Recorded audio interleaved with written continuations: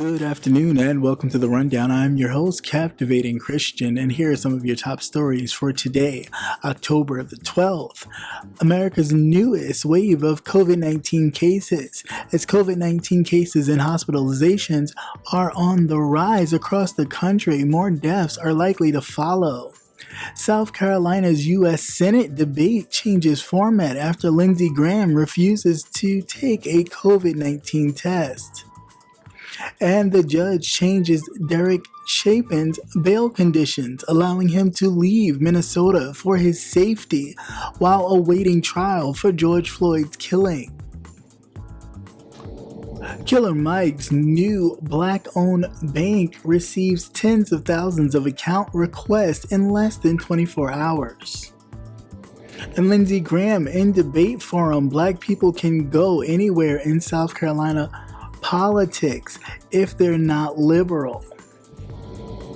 And LeBron James and the Lakers defeat the Heat in the NBA Finals to capture a record-tying 17 titles.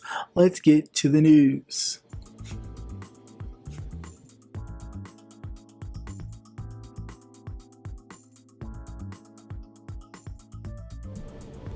A new wave of COVID-19 cases are building across the United States.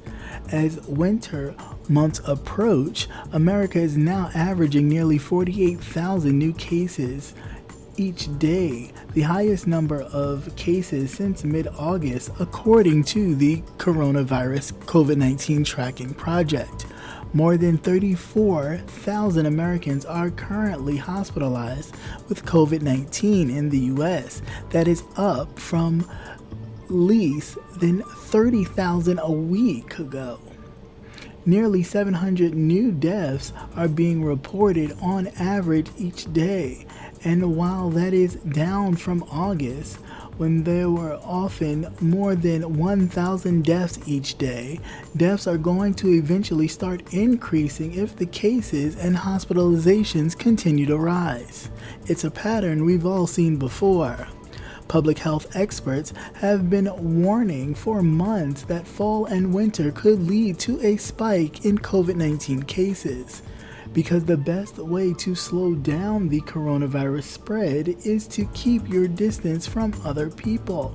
And if you are going to be around others, to be outside as much as possible. And both will become harder in the winter months as it gets cold.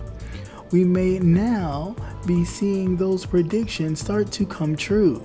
The U.S. already has more than 7.7 million confirmed cases and more than 214,000 deaths. Both numbers will continue to climb.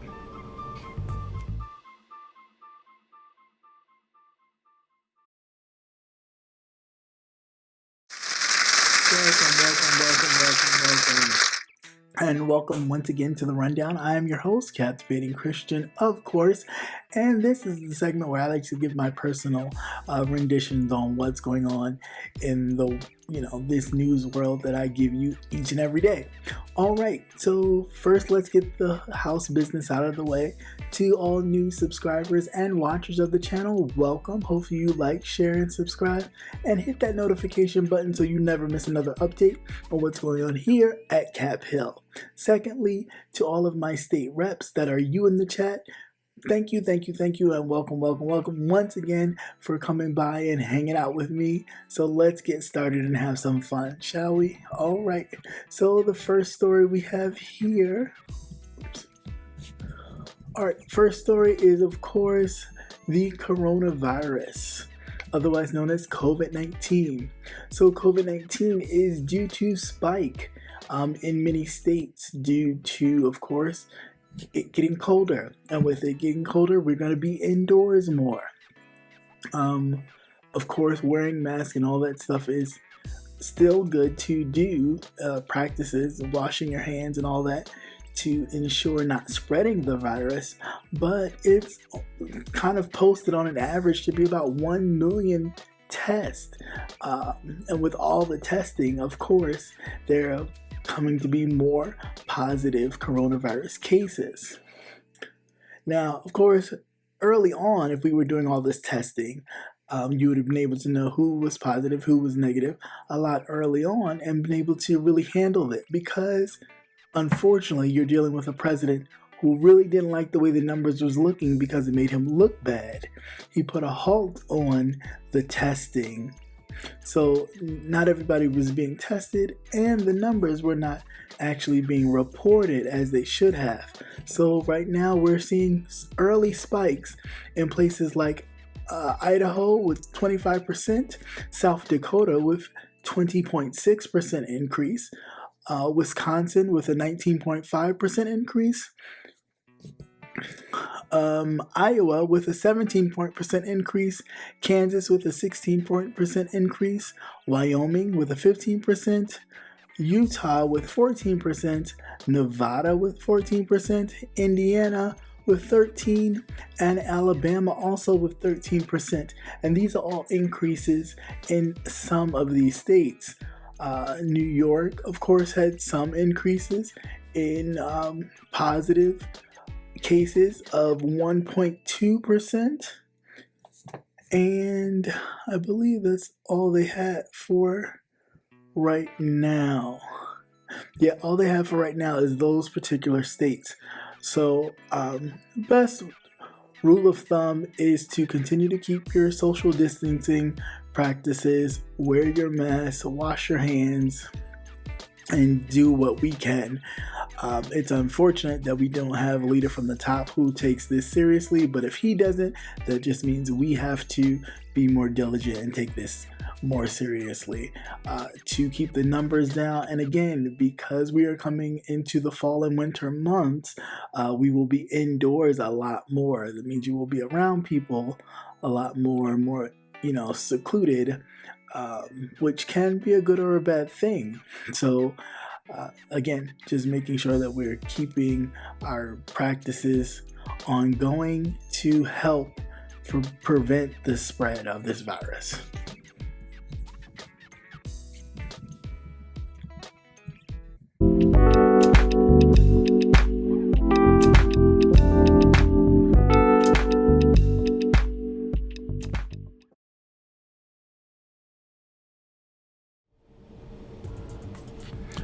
The South Carolina Senate debate scheduled for Friday night between Republican Senator Lindsey Graham and his Democratic opponent challenger Jamie Harrison has changed formats after Graham rejected Harrison's request to take a COVID test. The two candidates will now take part in individual interviews where they will be asked a series of questions from a forum moderator and panelists.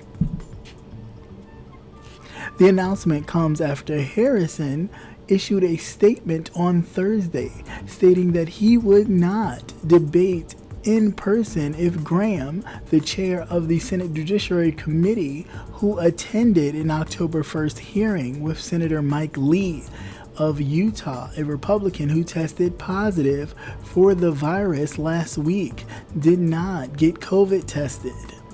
In a statement, Harrison said that he, the moderators, and the panelists all agreed to get tested and questioned why Graham would not.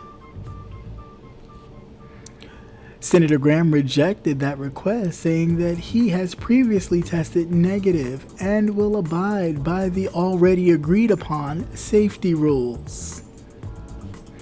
Graham, a three-term senator and a strong supporter and defender of President Donald Trump, is facing a tight race with Harrison, who has raised a substantial amount of money during his campaign. Graham is leading a charge to quickly confirm Judge Amy Barrett to the Supreme Court.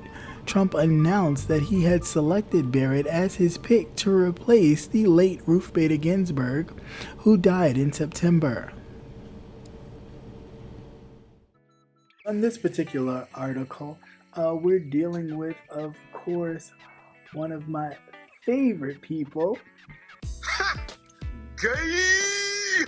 Lady G, that's right. So Lady Graham and his Democratic challenger, Jamie Harrison, were supposed to debate on Friday, and Lindsey Graham said no. Well, the reason why Lindsey Graham said no is because Jamie Harrison, uh, Lindsey Graham, backstory, Lindsey Graham is the chair of the committee that actually does the um, interviewing, so to speak, or the hearing for any justice that is sent to the Supreme Court through the nominational period from President Donald Trump. And as you know, since the death of the late Justice Ruth Bader Ginsburg, Donald Trump has nominated someone for the seat. And Lindsey Graham, or Lady G, otherwise known, is the chair of that committee. So, however, he had already went back to D.C. to commence these hearings because, of course, they're trying to speed through as much as they can just in case they happen to lose this election. Oh, hell no! Oh, hell yes is right. So that's what he's been doing. So there's actually been a Republican senator, who tested positive for COVID just last week. So, in precautionary measures, Jamie Harrison in his campaign said, okay, this is what we're going to do. I'll agree to debate him, but he has to take a COVID test. He has to take a COVID test, and everybody else, the moderators and whomever else, has to take a COVID test. And of course, in true Donald Trump fashion, Lindsey Graham declined to take the test. Look what the homosexuals have done to me, is basically what he said. So, upon that, Jamie Harrison said, well, if you're not going to take the test, then... Oh, hell no! I won't debate you. So, but what South Carolina did do was change the format. So basically, it'll be a format almost like a town hall, with the candidate taking questions from the moderator as well as some panelists. And that's what their second debate will be. I hope it is useful for Jamie to get more of his message out there. He is running a really tight race against the incumbent 3-term senator, old Lady Graham. Look what the homosexuals have done to me.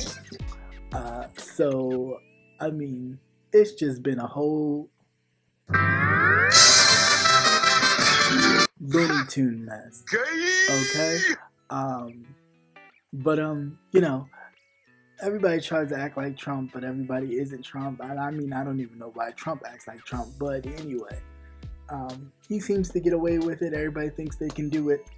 We'll see if Lindsey Graham actually suffers any consequences from it.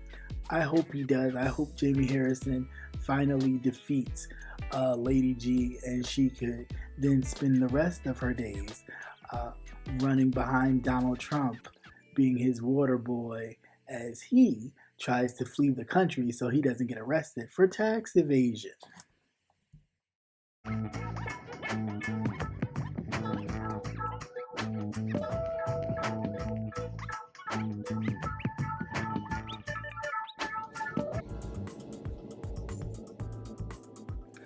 The presiding judge in the criminal case facing Derek Chauvin, the former Minneapolis police officer captured on camera kneeling on George Floyd's neck for nearly 9 minutes, ultimately killing him, has adjusted the terms of Chauvin's recently posted bail so that the defendant can leave the state of Minnesota and live in another state. The judge made the update to the court order a day after Chauvin's release from prison on Wednesday on a $1 million bond.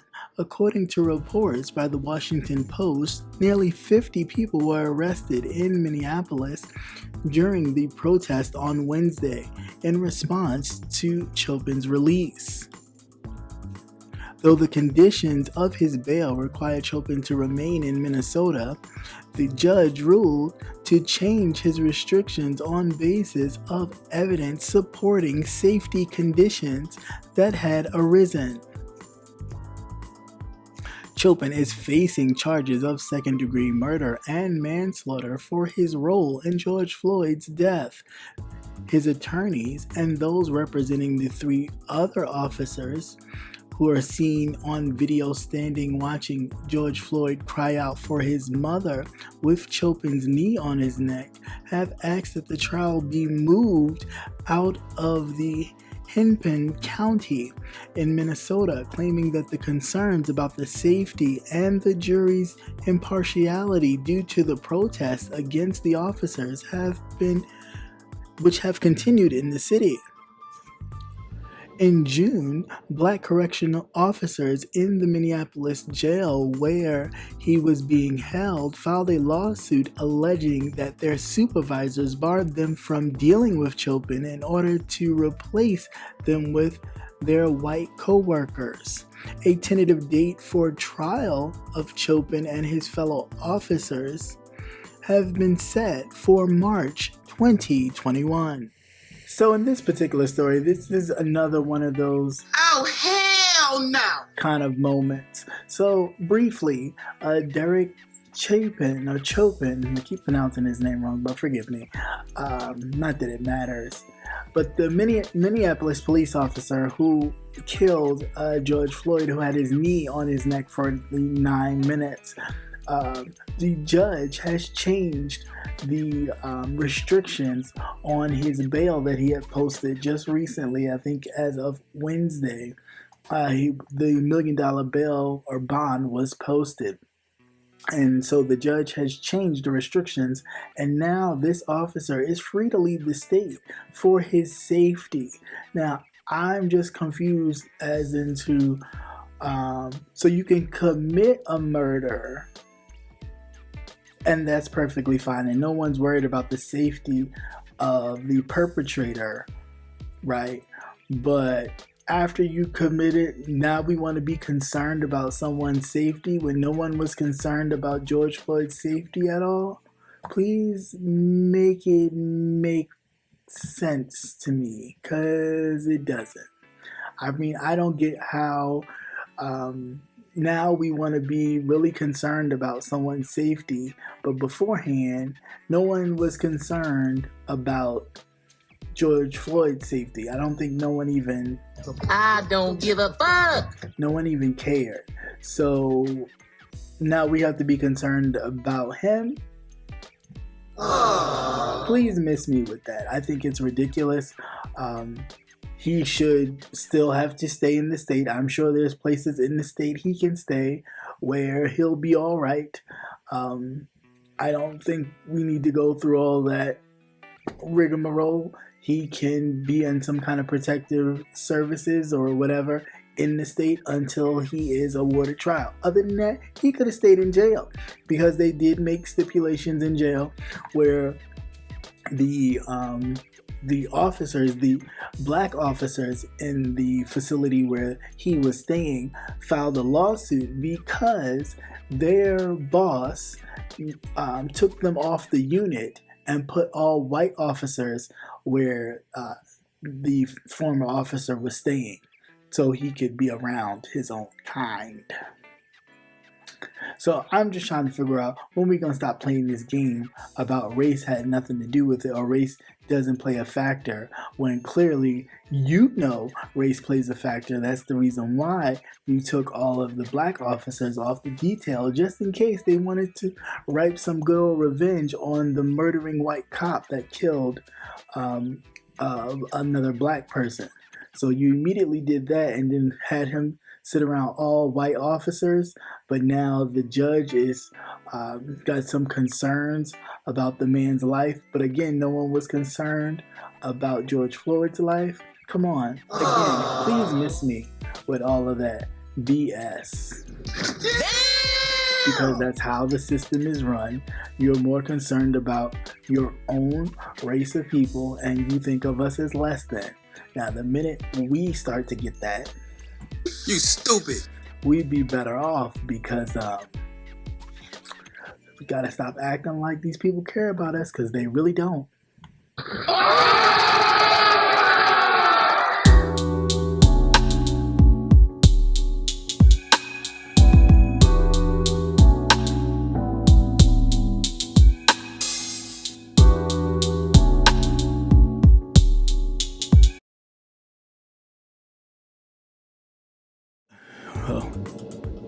A new majority Black and Latino owned and operated digital bank hopes to make supporting Black-owned banks and businesses a little easier for consumers. Greenwood was created by the Bounce TV founder Ryan Glover and his close friend, rapper and activist Michael "Killer Mike" Render. The leadership team at Greenwood, which includes former Atlanta Mayor Andrew Young, unveiled their new platform on Thursday after raising more than $3 million in seed funds in June. Glover has been working on Greenwood since early 2019, but he said the interest in the venue did not spike until after the killing of George Floyd by the Minneapolis Police Department, which spiked nationwide revolting with racism that had inspired many Americans, including many in the corporate world, to support Black-owned businesses and financial institutions. While the bank does not open until January, the company has launched its website on Thursday, and there is already a waiting list for those who want to open Greenwood accounts. Like their competitors Chime, Asperian, MoneyLion, and Vengo, Greenwood is a digital bank whose financial services include checking and savings accounts. Mobile deposits and peer-to-peer transfers are fulfilled almost entirely online. The bank offers a global ATM network, Apple and Android Pay services, and 2-day advances on paid checks for customers who sign up with direct deposit. Unlike its peers, however, Greenwood targets audiences of Black and Latino communities and anyone else who wants to support a Black-owned business. Glover says that the banks will specialize in financing Black and Latino entrepreneurs who typically have a harder time securing loans from mainstream commercial banks. Greenwood is named after the former Greenwood District in Tulsa, Oklahoma, an early 20th century African American business community that was so prosperous it was nicknamed Black Wall Street. A mob of white Americans destroyed Greenwood District during the 1921 Tulsa Race Massacre.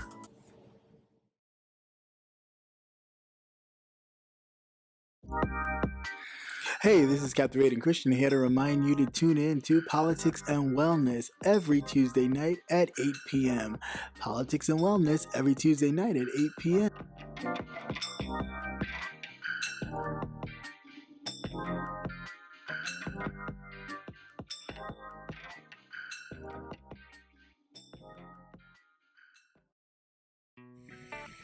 All right, so in some great business news, and I mean great business news, here we have the launch of a digital banking service, a Black-owned banking digital service by the name of Greenwood.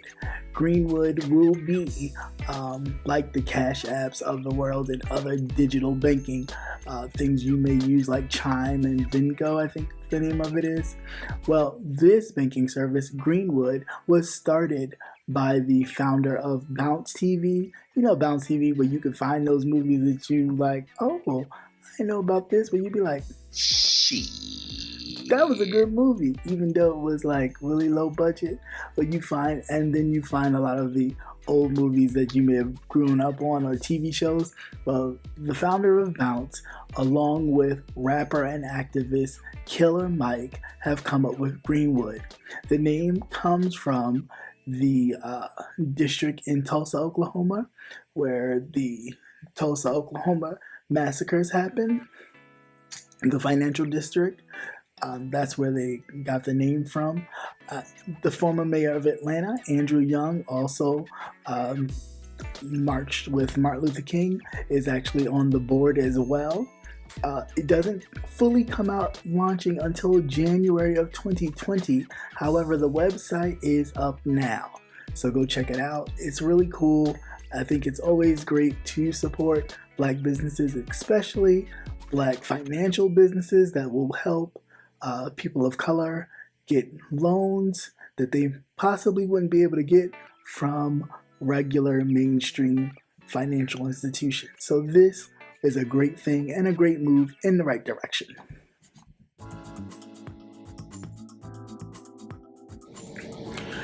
Senator Lindsey Graham of South Carolina, who is facing a competitive re-election campaign, said Friday that Black Americans can go anywhere in the state if they're conservative during a debate forum with Democratic challenger Jamie Harrison.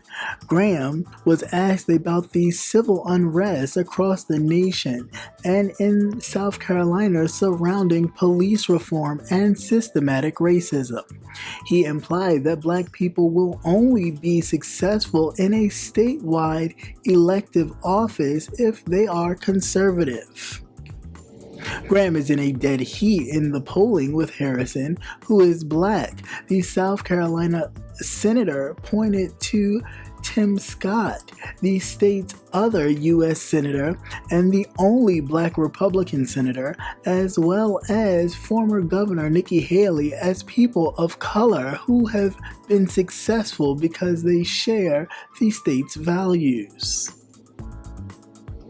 Graham, who has said he supports police reform but does not believe police are systematically racist, went on to criticize Harrison and said that his opponent is going to lose, and not because of race, but because he aligns with most liberal people in this country.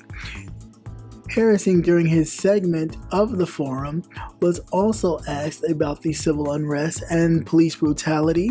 He noted that he supports a national registry that discloses bad police officers, having a national standard of force and demilitarizing the police. So in this story, actually talking about who else but Lady G again, and Jamie Harrison. So in this debate that happened, the last debate they had before this, Lindsey Graham saying that he wasn't going to debate again, Lindsey Graham said something that was quite interesting. Lindsey Graham came out of his mouth and said that African American people or Black people are free to go to and fro in South Carolina as long as they are conservative and not liberal. It was at this moment that he knew. He fucked up. Now, all that did was bring me back to a time in which we had to walk around with slave papers and things of that nature, and was stopped whenever they felt like stopping us to see our papers. And if they did see our papers, and sometimes even if we did have papers, they destroyed them and put us back in slavery regardless. So having to say that, I thought that was totally like You're a fucking piece of shit! Clearly. And yeah, Jesus Christ. like you really think that you can just say stuff like that? Like I don't know, I just felt like I was in a twilight zone when that actual statement came out of his mouth. He also went on to say, of course, he does not believe that systematic racism even exists, even though he would still have some kind of police reform, but he doesn't believe that systematic racism exists. Now, that's kind of dumb in and of itself, because if you don't feel like systematic racism exists, then why would you even be up for some kind of reform? You stupid! Yeah, I think you know what it is. We don't speak Lindsey Graham's language. You want to know what Lindsey Graham's language is? Penis. That's all Lindsey Graham knows. Penis. That's all he knows how to legislate. Penis. So because we don't know Lindsey Graham's language of Penis, we probably will never understand Senator Lindsey Graham. So I hope that Jamie Harrison does destroy you, so then that way you have plenty of time to really think about the things that matter most to you, Senator Lindsey Graham, which, as we know, is penis, because you are so Gay! that you can't even help yourself. Look what the homosexuals have done to me. Alright, so you can go dance off in the sunset with your favorite person, holding hand in hand, just...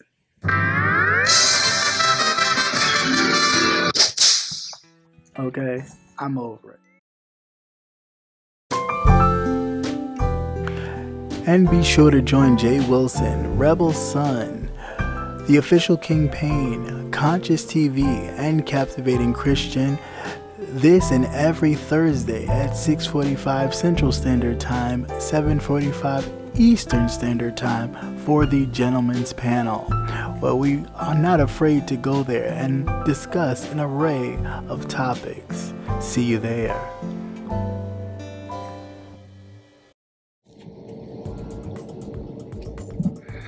Through the darkness and drama, the questions about whether the Lakers' luster was gone forever remain the hope that a day like this would happen again.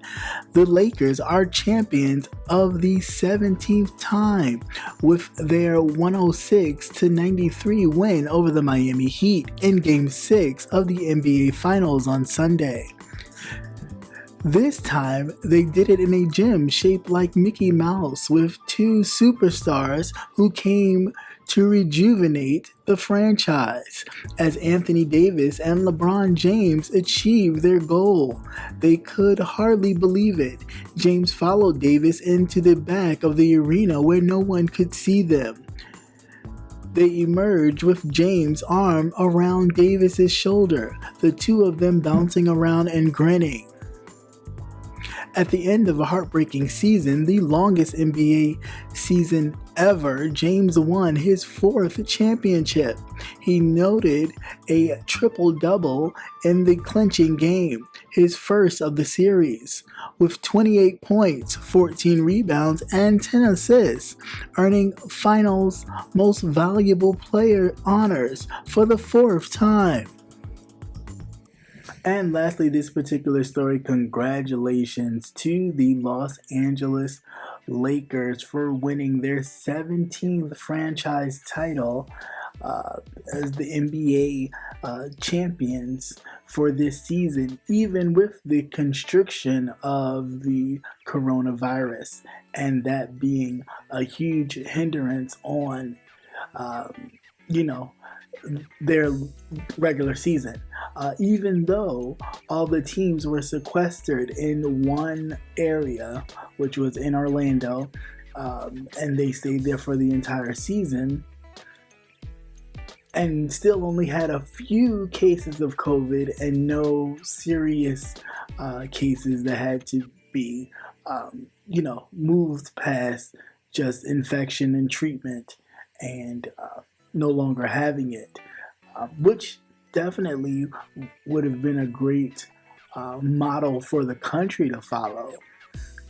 But of course, people just want to be able to go to the store and not put on a mask if they don't have to put on a mask and all this other kind of foo-la-la, instead of actually adhering to the plan and sticking to something to save the lives of not just themselves, but countless other people. But I guess we are so selfish this day and age that we really start not to care about others. We just care about ourselves.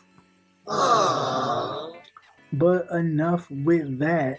I guess it's all about...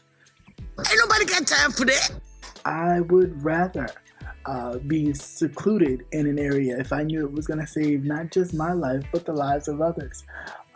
But, nowadays you got to be sitting up there talking about something. Run, bitch! Run! Because you don't want to catch nothing that somebody else got just because people want to walk around here and not really want to pay attention to what's going on. And the fact that the numbers are climbing as I just reported earlier, that the numbers will continue to climb, not only infection, but also death as we approach winter. And as they say in the Game of Thrones, winter is coming, and that bitch is bad. So, the more you know, the more you grow.